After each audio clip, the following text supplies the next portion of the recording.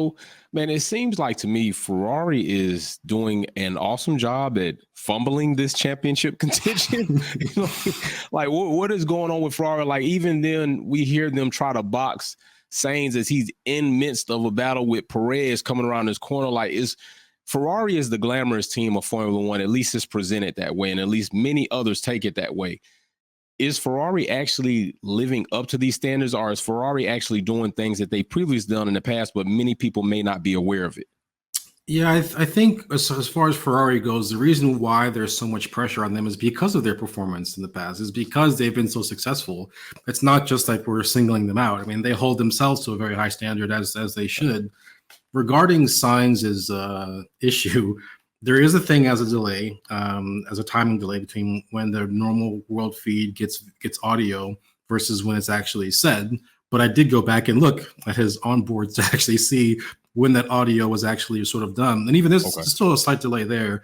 But the reason why he was saying not now is because he was starting to be engaged in that fight with Sergio Perez. Right. It was very clear at that moment that he was actually in the middle of a fight. And to be honest, this question, it arises, well, they want to pit him because there's a strong assumption that they're going to reach the cliff on those tires, and he's not going to have any pace to speak of. And then he'll have to have time to lapse to actually make up the places in the other cars. Right. The reality of the situation is there was one other driver that had a similar situation, similarly aged tires in a similar compound, and it was Pierre Gasly. Mm-hmm. And he didn't really experience the cliff at all. He went all the way towards the end of the race. And I think towards the end, he was about to be fighting with Stroll and Vettel for that last point.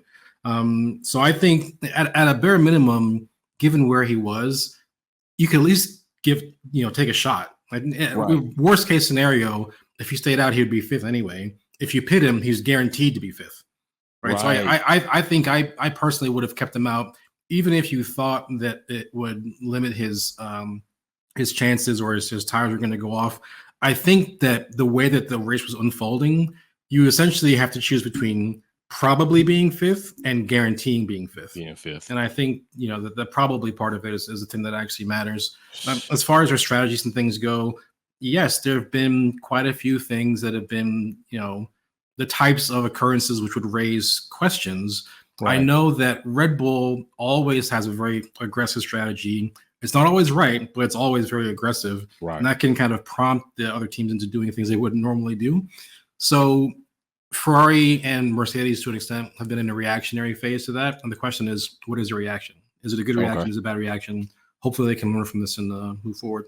Thanks for tuning in and watching another video here at Wolfpack Performance. Check out some of my other content on Formula One issues, our topics, and our DIY products on how to customize your vehicle. Don't forget to comment, like, share, and subscribe. See you soon.